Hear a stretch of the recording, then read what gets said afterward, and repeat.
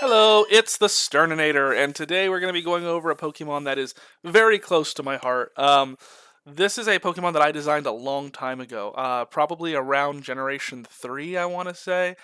We had just gotten characters like Gardevoir, but we hadn't yet gotten Gallade. And so I was kind of nervous at the time of drawing something and thinking, well, that just looks like a person, and Pokemon don't look like people. But over the course of several years, getting Pokemon like Gallade, getting Pokemon like Bisharp, and getting Pokemon, that kind of fit more of a like Mega Man esque or fighter human vibe. I became a lot more comfortable with it, and I decided, we're around Halloween and Thanksgiving. If ever there was a time to draw a scarecrow type Fakemon, this would be the time. So I did a couple rehashes to this character. In my initial concepts, he had legs, and I decided, no, if I want to go scarecrow, I want to go full scarecrow on this. So I gave him this little stick that he kind of hops around on, and it almost makes him look like if he were upside down, almost like an upturned broom. And I really, really liked that. I think it adds to that whole autumn witchy type of vibe. So I fully went into it. Initially, I think when I designed this character when I was younger, I didn't envision him so much as a scarecrow as just a cool character with no real point of reference.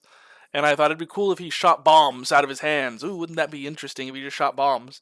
And looking back at it, I thought, well, I want to go a little bit simpler.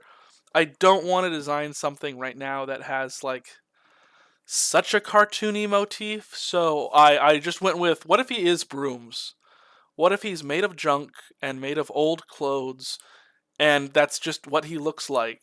Uh, and just kind of go further into the scarecrow motif. And I really dig it. You can tell I like using this frayed pattern as I'm going through. I'm just incorporating that over and over again. It became kind of a staple to the character, and I think it really sells that like scarecrow broom type aesthetic. And even now, just talking about him, I start to realize, like, oh yeah, like the idea of a straw man and a straw broom are kind of the same thing. And so I really dig the character. The inspiration for it was a lot of fun to play with. But yeah, he still has those like open hands, almost like he is kind of just a husk, kind of in that Mimikyu type of vibe of you don't know what the true Pokemon is inside there. It is wearing these like odd clothes and things. Maybe I'll give it a pre-evolution at some point to give a little bit more story to it. But for the moment, yeah, I really really dig this design.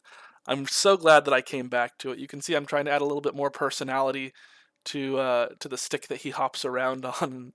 I really like that. I at the time as a kid I didn't watch Howl's Moving Castle, but I feel like I was subconsciously adding some of Turnip Head's type of motifs.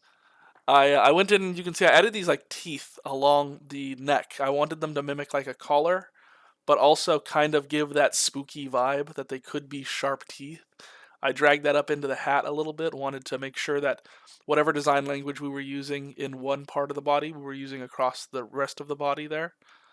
Um, I do think that going with I think I went with some cooler colors as the bases for him. I added some more warm colors, but I think I went with the cool colors because in again kind of drawing back to that initial design, he was purple because purple is cool and ghosts are cool and ghosts are purple. And when I was in 5th grade, that was the chain of command for those types of designs was ghosts are cool, ghosts are purple, and therefore purple things are cool. So I maintained those cool colors. I moved away from the purple and went with that blue that you can see there. I added in the teeth. I don't know how I feel about it still. It feels very like I don't know. They kind of feel stuck on, but at the same time, going without them makes him feel very bare.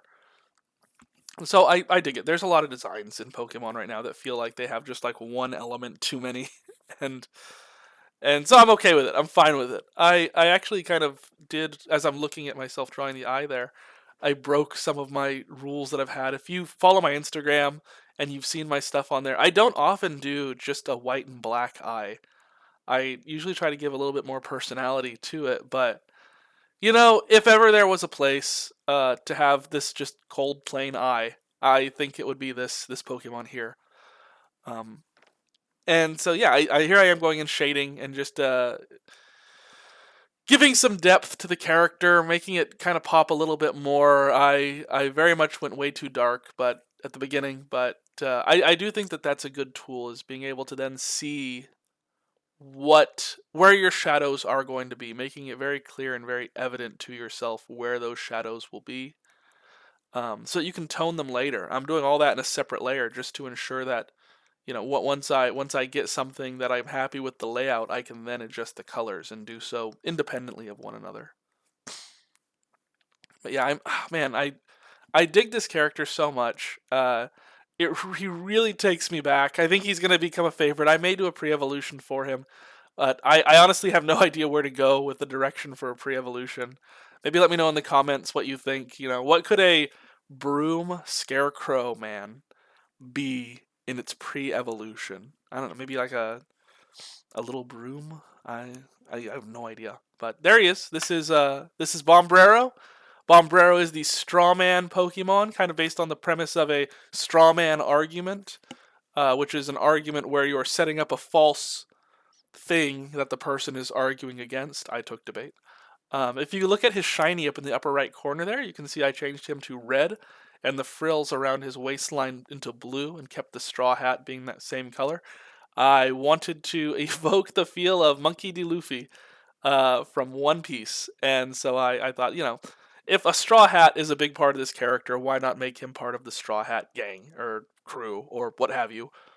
So yeah, there's Bombrerro. I'm really happy with him. You can see more information about him on my Instagram to come soon.